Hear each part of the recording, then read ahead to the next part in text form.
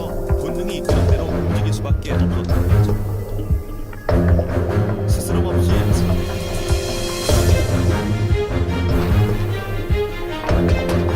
평생을 안고 살아야 할 끔찍한 길. 하지만 이 순간만 넘기면 이제 모든 것은 끝난다.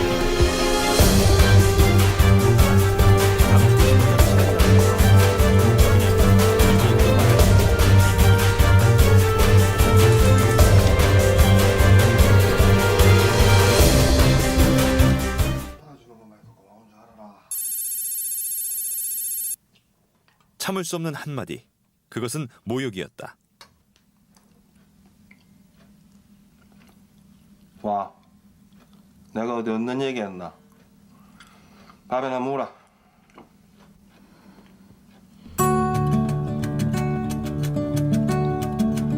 생각을 해봐라.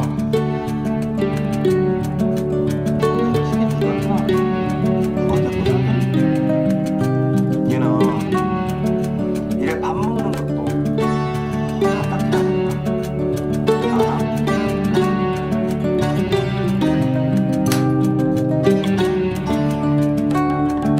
더 이상은 참을 수가 없었다. 매일같이 되풀이되는 남편의 트집. 야, 니 밥 먹다 뭐 하는 짓이고? 니 빨리 가서 못 왔나?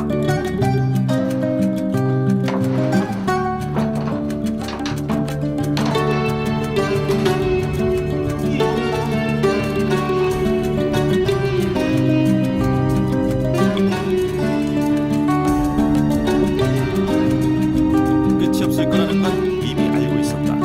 방법이 없다는 것도 알고 있었다.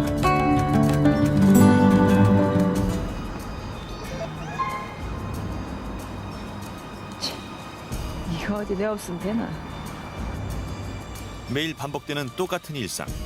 그것은 이제 손은미에게 생활이었다.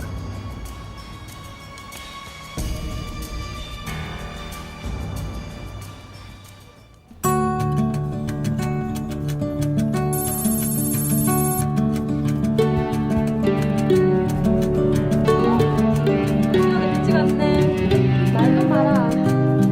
여기 와서 물이 좀 했다고 간신히 쑤시고 딱 죽겠다. 야. 오늘은 네가 배고파지 배송 좀 많이 오게라. 이때까지 내가 배상 걸렸던 거 아니었나? 김경숙과 함께 작은 가게를 꾸려갔던 손은미. 예전 생활과 달리 매일 수박 한 통을 구울 수 있는 이곳은 손은미에겐 더없이 소중한 곳이었는데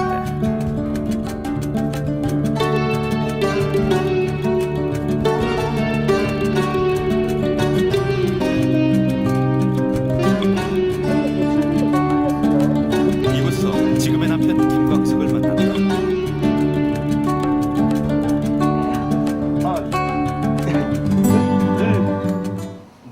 먹던 걸로 주이소.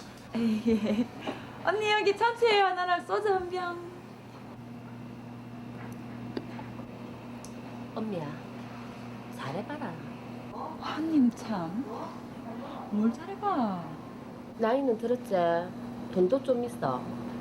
그런데 돈 쓸 때는 별로 없고 니는 마음에 들고 그러니까 우리 가게 자주 오는 거 아니가. 저 정도 그래비 정도면 괜찮지 않나? 니만 오케이 하면 평생 니 업고 다니겠구만.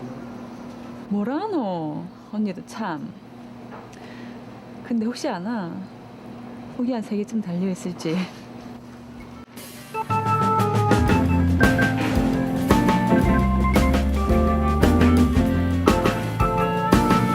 말은 그렇게 해도 손은미는 김광석의 관심이 싫지만은 않았다. 그 후부터 김광석은 매일같이 가게를 드나들었는데 친절하고 소박한 모습에 늘 한결같았던 김광석.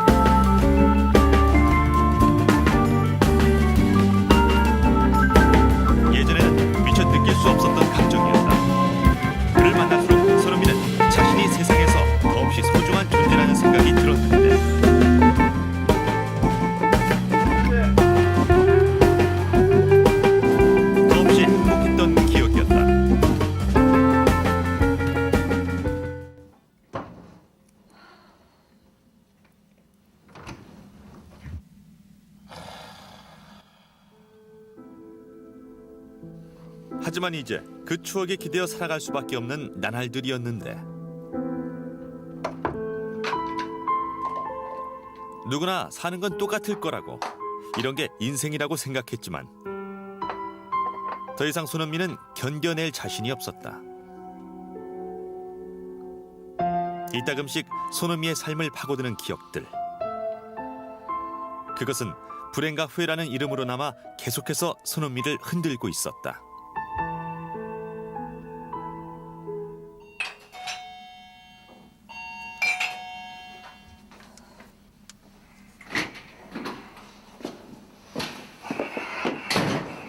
또가 어디서 나쁘트리 소리 내갖고 오노?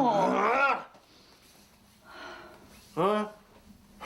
이게 누구? 우리 예쁜 마누라애가. 이리 온나? 한번 알아보자. 아라고 술 많이 됐다 가 자라 그냥. 신라, 항에서는 내 같은 늑타리는 시켰지. 내 만나기 전에 만나다. 그만 또 생각이 나는갑지. 뭐, 내가 그래도 네 호박이라는 호박은 다 시켜줬다 아이가. 뭐 불만이 있나? 어? 불만이 있으면 말아봐라. 호감도 왔으니 나는 그때 당신이 이렇게 뒷불도 없는 줄 알았으면 결혼도 안 했다. 내가 이렇게 같이 살아주는 것만 해도 고맙게 생각해야지. 어디서 큰 소리고. 나는 뭐 입이 아파서 가만있는 줄 아나.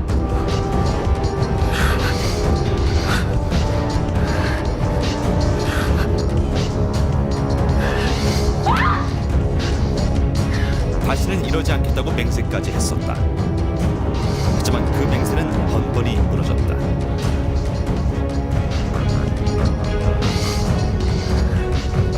손은미와 김광석은 주로 경제적인 문제로 인해서 싸움이 잦았습니다. 김광석은 수입이 일정하지 않았고 또 술만 먹으면 행패를 부렸기 때문에 손은미는 꽤 오랜 시간 동안 시달려 왔던 것으로 보입니다. 그래서 결국 극단적인 방법을 선택한 것 같습니다. 그 세월이 3년째로 접어들고 있었다.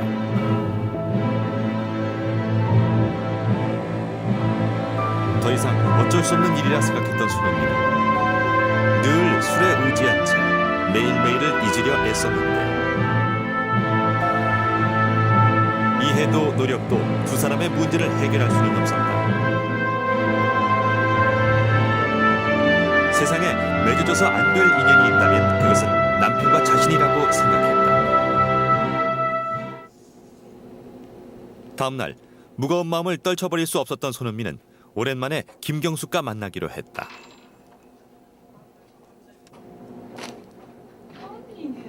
맨날 웃노. 내가 맨날 이렇게 기다려야 되겠나. 아이고 가시나 웃음이 나오나? 그래 무슨 일인데? 그 인간 이혼 안 해준다 하더나. 이혼하자 하면은 다음날 술 먹고 와가 집을 쏙대밭을 만들어 놓는데 한두 번 당한 것도 아니고 내가 그만 박 죽어볼까. 아휴 그 전에 그 인간 때문에 네가 먼저 말라 죽겠다. 엄미야 네 앞으로 남은 인생 어떻게 살래? 네 진짜 이번에는 무슨 술을 써야지 이래갖고 될 일이 아니다. 처음엔 그저 위로를 받고 싶었고 털어놓고 싶었다. 하지만 아니었다.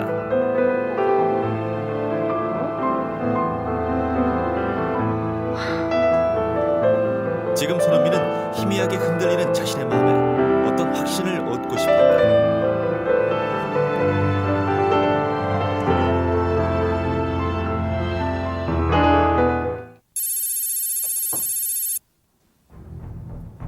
오늘 손은미는 결심을 했다. 잠시만 이곳을 떠나 있자고. 남편과 자신은 서로에 대해 생각할 시간이 필요했고 그리 길지 않은 시간이 흐르면 지금보다는 함께 행복할 수 있으리라 믿었다.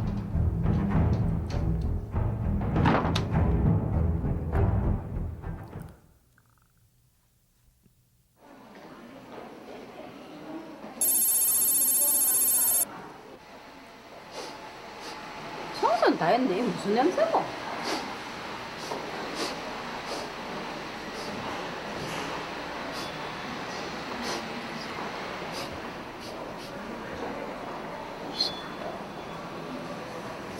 이상한 냄새가 나가지고. 며칠 전부터 물품 보관하면서 나는 냄새.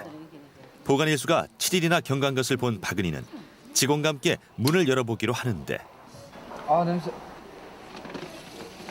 이게 무슨 냄새고? 정체를 알 수 없는 불길한 기운.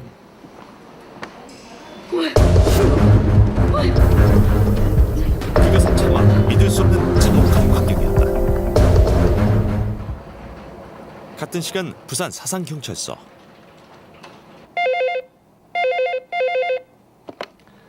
예, 반갑습니다. 사상경찰서 폭력일등 김사입니다. 예, 알겠습니다. 위치가 어떻게 됩니까? 예, 알겠습니다. 저희들 현장 나가도록 하겠습니다. 조금 전 신고 접수됐는데 급박하게 걸려온 신고 전화. 그것은 차마 입에 담을 수도 없는 끔찍한 사건이었다. 공소 발견했다고 현장 나가봐야 될 것 같습니다. 곧바로 현장으로 출동한 수사. 그렇게 사건이 시작됐다.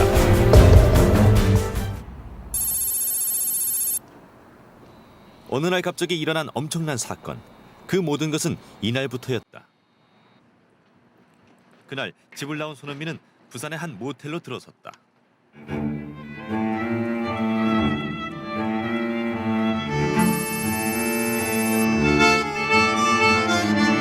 아주 잠시일 거라 생각했다. 남편이 자신의 잘못을 알게 되면 다시 예전으로 돌아갈 수 있으리라 믿었고 손흥민은 그때까지만 이대로 지내기로 마음을 굳혔는데 하지만 모른 채 손흥민은 서서히 지쳐가고 있었다. 그 사이 남편은 끈질기게 자신을 찾았다.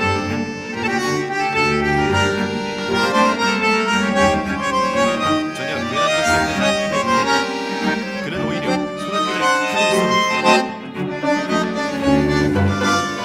그럴 때 손흥민은 마음을 다잡았다. 지금이 자신이 할 수 있는 최선이라 믿었다. 하지만 이런 상황이 돌아가면 어쩌다가 못할 속에서 손흥민의 마음은 하루에도 90번씩 흔들리고 있었다. 그리고 이 생활이 언제까지가 될지 스스로도 장담할 수가 없었다. 가출 한 달 후 가지고 있던 돈도 서서히 바닥을 보였다. 그때 취업을 위해 가입한 사이트에서 쪽지가 왔는데 처음엔 그저 호기심에 응수를 한 손흥민.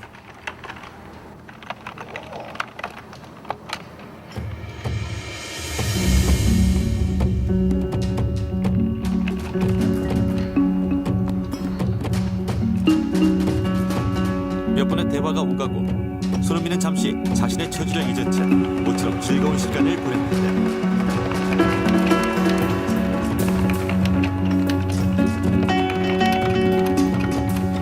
그때였다.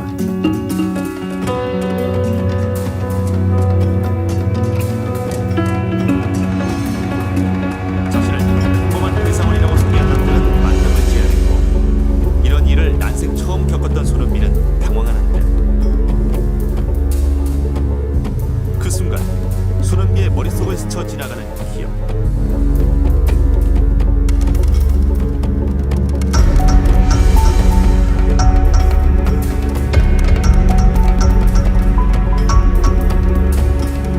무슨 이유였을까? 손흥민은 그 자리에서 결국 얼굴도 모르는 남자와 만날 것을 약속했다.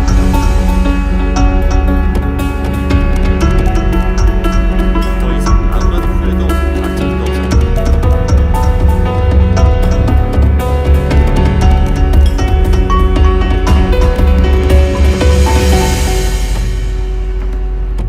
없어봐야 사람 중한 걸 알지.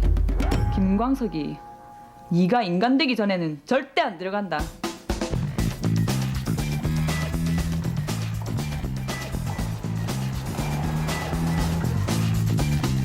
그날 이후로 손흥민은 변했다.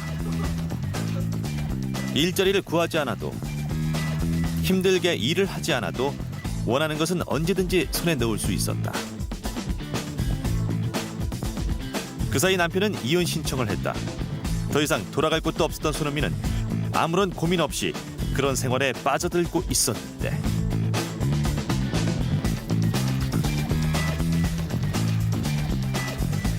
세상을 사는 방법은 생각보단 간단했다. 한편으론 고민하고 후회했던 지난 시간들이 우습게도 여겨졌다.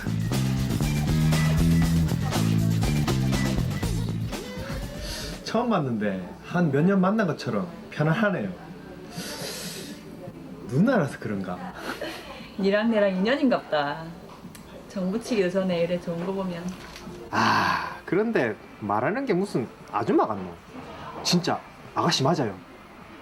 뭐 자기 얘기도 잘 안 해주고 좀 수상한데? 참네. 아 딸린 아줌마 뭐 하려고 그러고 다니겠노. 참. 니도 좋고 나도 좋고 좋은 게 좋은 거 알겠나.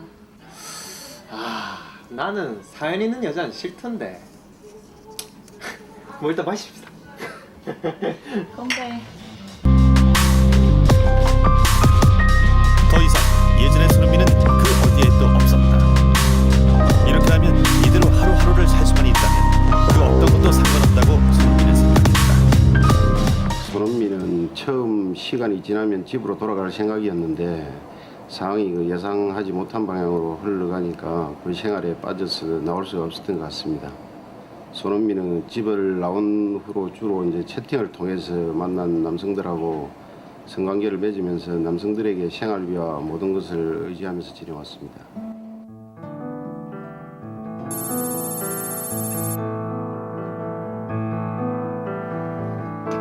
이대로는 안 된다는 생각이 들었다.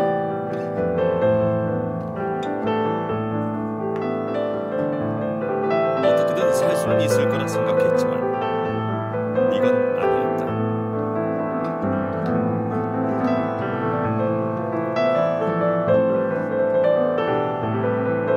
네가 강하게 나가야 된다니까. 그동안 강수 씨가 버릇이 잘못 들어가지고 지수대 고개 키우는 줄도 모르고 그랬어. 네 이번엔 진짜 마음 단단히 먹어라. 어? 결국은 여기까지 와버렸다.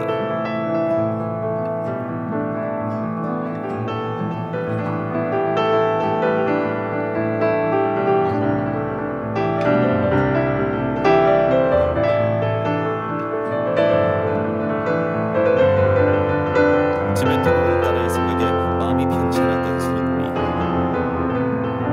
손흥민은 그제 자신의 선택을 후회했는데 그때 불현듯 뭔가 불길한 예감이 들었다. 절대로 일어나서는 안 될 일이었다. 하지만 지금 손흥민은 앞으로 다가올 불행을 직감하고 있었는데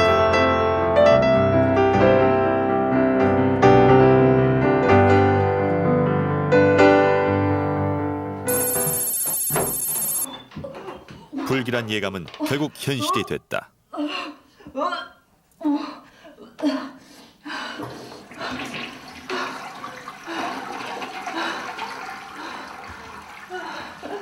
자신이 임신을 했다는 것을 알아버린 손흥민은 믿을 수 없는 현실 앞에 망연자실하는데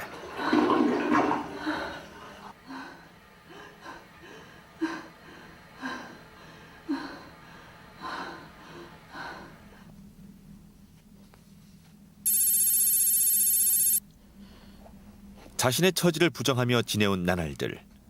그 사이 시간은 또다시 한 달 남짓 흐르고 있었는데 하지만 다시 생활이 막막해지자 손흥민은 임신 사실을 숨긴 채 또 남자들을 만나기 시작했다.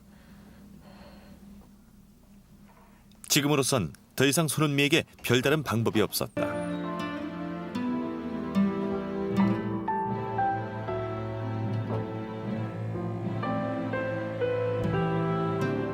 임신 5개월이 넘어서면서 손흥민은 하루하루를 절망 속에서 보냈다.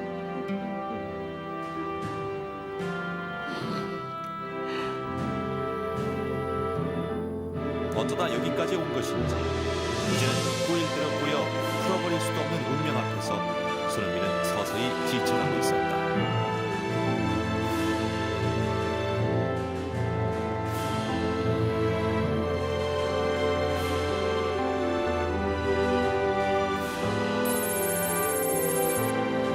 그해 9월 간단한 험한 외출 외에는 늘 모텔에서 생활을 했던 손흥민은 어느 날 아침 극심한 진통을 느끼며 잠에서 깨어났는데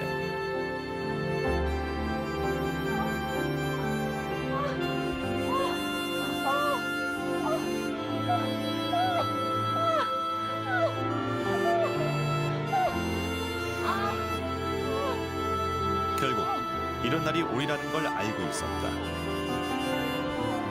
원치 않았던 결과와 극심한 고통 속에서 손흥민은 철저히 혼자였다.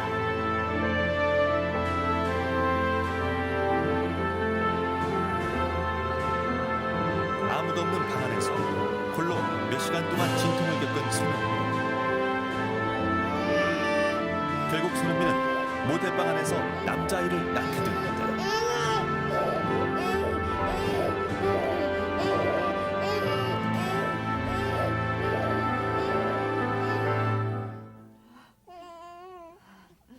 몇 시간 후 손흥민은 가까스로 몸을 일으켰다. 이 아이만 없다면 자신이 살 수 있으리라는 확신. 결국 손흥민은 한 생명을 무참히 앗아버렸다.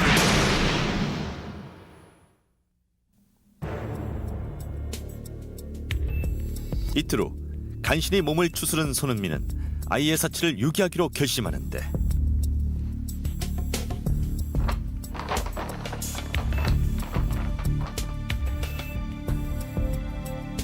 오늘만 지나면 그간의 끔찍했던 기억은 이제 영원한 비밀로 묻혀버릴 것이다.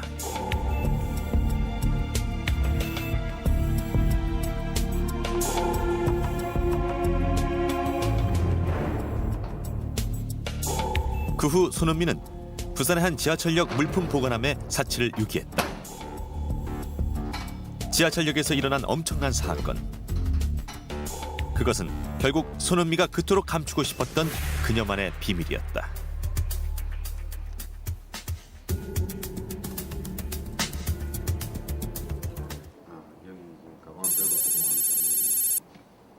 신고 접수 후 지하철역 CCTV 자료를 입수한 수사팀은 자료를 토대로 용의자의 인상착의 및 최대한의 정보를 끌어모았다. 체격이 좀 커 보이고 뚱뚱하고 자기 상태는 나오니까 가서 단문 수사하고. 예, 그래. 하지만 CCTV 자료만으로 용의자를 찾기엔 역부족이었는데 단문 수사할 때 가지고 다니면서 화면 속에서는 한 여성이 물품 보관함 속에 쇼핑백을 넣은 뒤 황급히 떠나는 모습이 포착됐다. 조악한 화질 탓에 간신히 인상착의만을 알아낸 수사팀은 오로지 탐문 수사에만 매진할 수밖에 없었다. 며칠 동안에 걸쳐서 탐문 수사를 계속하던 중에 용의자로 추정되는 여성이 묵은 그 모텔을 찾았습니다. 그때 마침 그 업주가 그 용의자가 묵은 방을 청소하지 않은 상태였고, 그래서 저희들이 그곳에서 감식을 통해 가지고 타액을 묻은 휴지하고 카드 고지서 등을 증거물로 발견했습니다. 그래서 그 타액을 묻은 증거물을 영아 DNA와 비교를 하기 위해서 바로 국립과학수사연구소에 분석을 의뢰했고, 카드 고지서는 조사한 결과 어떤 남성의 것으로 밝혀졌습니다. 그래서 우리 수사팀은 과거 손원미와 접촉한 적이 있는 그 남성을 통해서 손원미의 연락처를 받게 되었고, 이후 위치 추적을 통해 수사망을 좁혀갔습니다.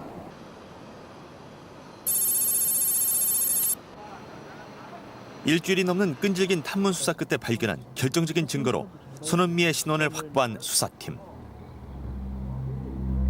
이제 모든 것은 시간 문제였는데 맞아, 손원미 맞네.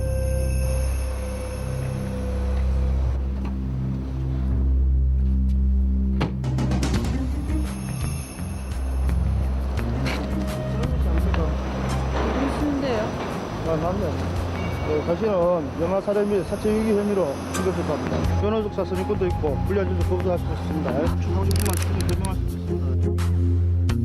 영아 살해 및 사체 유기 혐의 손은미 검거. 먼저 그 친모가 인륜을 저버린 채 그런 끔찍한 범행을 저질렀다는데 저희 수사팀은 놀라움을 감출 수 없었습니다. 앞으로도 더 이상 이런 범죄가 발생하지 않기를 바랄 뿐입니다. 그날의 선택을 희망이라 믿었지만 결국 지독한 삶의 끝자락에서 자신을 포기해버렸다. 영원한 비밀로 묻어두고 싶었던 그날의 원죄. 하지만 인륜을 저버린 비정한 모정 앞에 더 이상의 비밀이란 없었다. 평생을 가져가야 할 후회는 이제 오롯이 그녀의 몫으로 남았다.